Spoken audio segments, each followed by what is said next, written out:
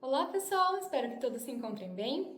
Vim aqui dar um recadinho para vocês. No início do semestre, eu comentei que eu ia passar um trabalho e no caso esse trabalho então vai ser sobre o método de Finance, tá certo? Então eu quero que vocês façam uma videoaula criativa. Criativa no sentido que ela seja inovadora e cativante para quem for assistir. Essa videoaula, então, é para ter de 12 a 15 minutos, tá certo? E eu quero que vocês me entreguem lá no campus virtual até o dia 29/10, às 18 horas, se atém ao horário, tá certo? Então, conto com vocês, tá bom? Até mais, pessoal!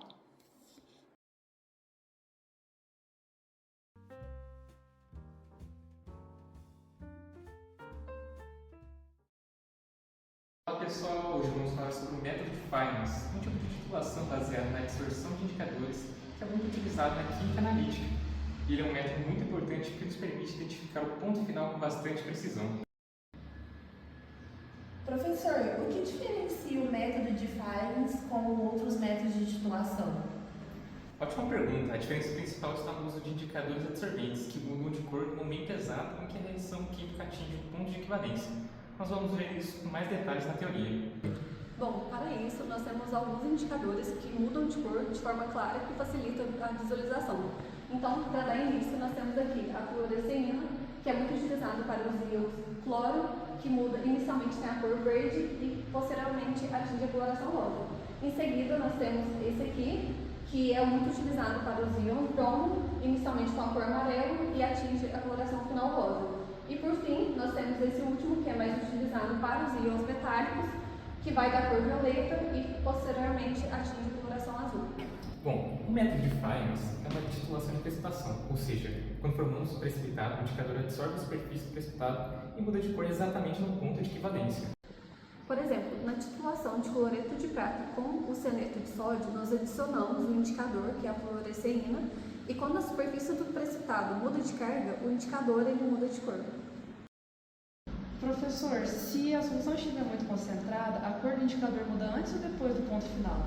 Então, pode mudar levemente sim, por isso é importante trabalhar nas concentrações recomendadas. O monitor vai mostrar visualmente no quadro como isso acontece. Vejam aqui, inicialmente o precipitado tem uma carga positiva e o indicador ele tem a carga negativa. Então, quando nós atingimos o ponto de equivalência, a carga muda e a fluoresceína ela se dissolve, o que altera a cor da coloração final. Então, sempre precisamos de um precipitado para usar esse método? Exatamente, esse é o diferencial do método de Finance.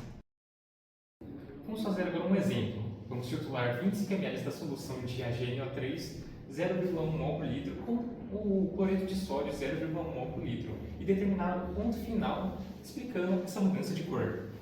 Bom, a seguinte reação é representada pelo Ag+, com os C-elementos formando o cloreto de prata. Se sabemos que a quantidade de mols da prata e do cloro é a mesma, portanto podemos aplicar essa seguinte relação, no qual a concentração de prata vezes o volume de prata é igual à concentração de cloro vezes o volume de cloro.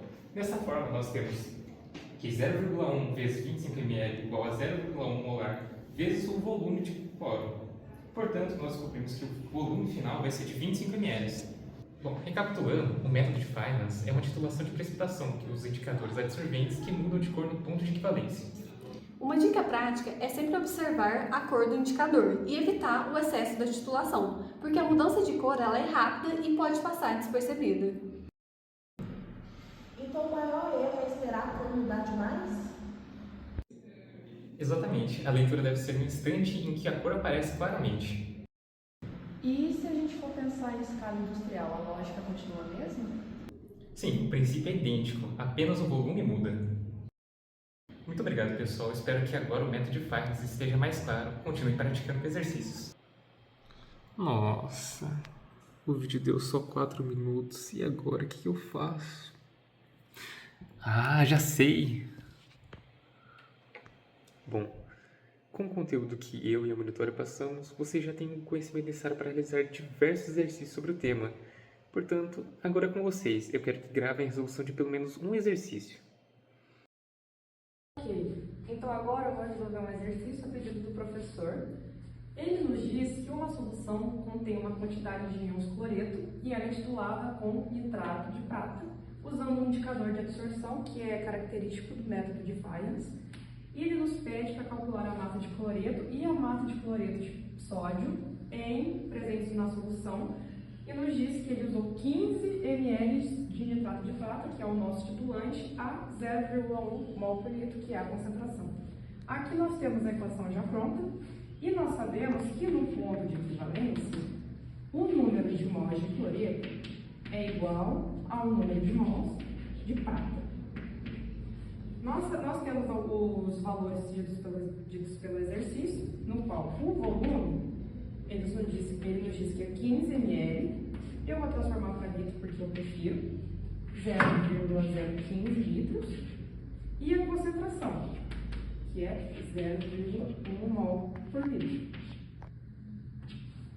Isso aqui é tudo do nitrato de prata. Para calcular o número de mols, eu vou usar a equação que o número de mols de cloreto, que é o que eu quero saber, é igual à concentração vezes o volume. Nós temos a concentração e o volume, então é só substituir na equação. Então, o número de mols é igual à concentração, que é 0,1 mol, vezes o volume, que é 0,015 litros. Com isso, nós chegamos que o número de mols de cloreto é 0,0015 mols por litro. Esse número de mols eu vou usar numa equação para descobrir a massa que está presente na solução, onde a massa de cloreto é igual ao número de mols, que eu acabei de calcular, vezes a massa molar, que eu tenho aqui dada pela tabela periódica.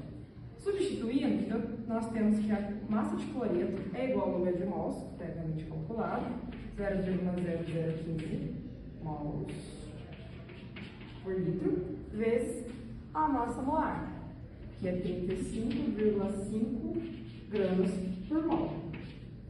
Fazendo a conta, nós temos que a massa presente na solução de cloreto é igual a 0,05325 gramas. Agora, como a gente já descobriu a massa de cloreto, só falta nós calcularmos a massa de cloreto de sódio, que eu vou deixar o número de mols, porque eu vou usar, e eu só vou substituir na equação da massa.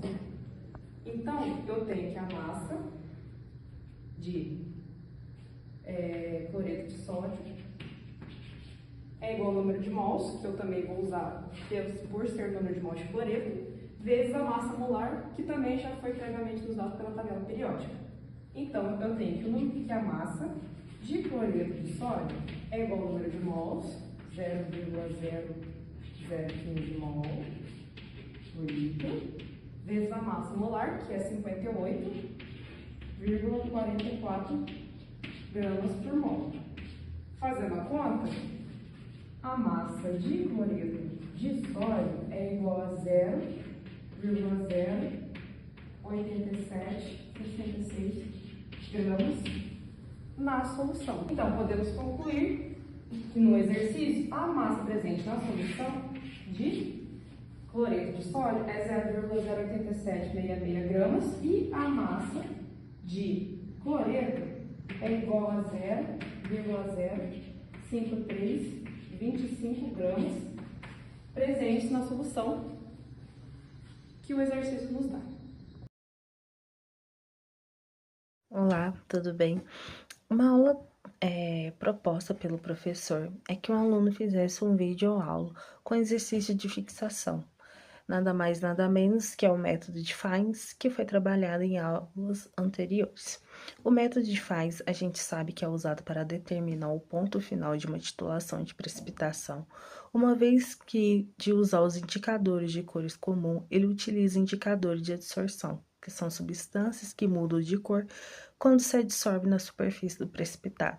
E o exemplo clássico que a gente tem é a titulação com o íon cloreto com nitrato de prata para achar a quantidade de cloreto na substância. O exercício de fixação proposto foi esse, que em uma titulação de 25 ml de uma amostra contendo íons cloreto, foram titulados com nitrato de prata 0,0100 mols por litro. O ponto final, a mudança de cor, ocorreu após o consumo de 20 ml de nitrato de prata. Calcule. No ponto 1, pede que se calcule o número de mols de prata utilizado. No ponto 2, pede-se a concentração de íons cloreto na amostra. E no ponto 3, explica o que indicou o ponto final visualmente. Vamos calcular nosso primeiro ponto do exercício de fixação, que é o número de mols de prata utilizados. Nosso exercício ele nos dá dado, que é o volume e a concentração do nitrato de prata. O volume é dado por 20 ml e a concentração é dado por 0,01 mols por litro. Nesse exercício, a gente vai utilizar essa fórmula, que é o N igual a C vezes o V, que é o número de mols, que é igual à concentração vezes o volume.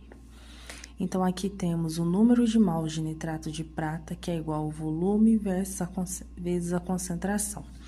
E aqui temos o volume, que foi dado, que é 0,02000 litros, vezes a concentração, que é 0,010100 mols por litro, menos 1. Então, um mols encontrado de prata é igual a 2,0 vezes a 10 menos 4 mol. No segundo ponto, que a gente acha a concentração do íons de cloreto na amostra. A reação que a gente tem é prata com mais íon cloreto, formando cloreto de prata, e essa razão estequiométrica é de 1:1.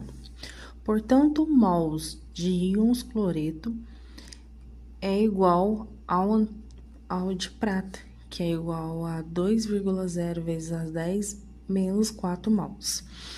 O volume da amostra que nos foi dado é de 25 ml. Então, dividimos esse valor por 1000, que dá 0,02500 litros. A concentração de íons cloreto é igual a mols de íons cloreto dividido pela amostra. Então, nossa amostra é 2,00 vezes 10 menos 4, dividido por 0,02500 litros, que resulta em 8,0 vezes 10 a 3. Então, aqui achamos a concentração de íons de cloreto na amostra. No ponto 3, pergunta o ponto final visualmente.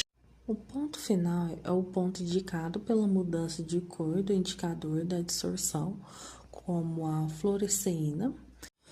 Antes do ponto final, o cloreto de prata é negativo, pois o íons cloreto é dissolvido. O indicador não se adsorve e a cor inicial dele é verde. No ponto final, a última gota de prata deixa a superfície positiva. O indicador aniônico se adsorve e a mudança de cor de verde muda para rosa avermelhado. E a conclusão é que o ponto final é indicado pela dissorção do indicador da superfície do precipitado, que provoca uma mudança de cor.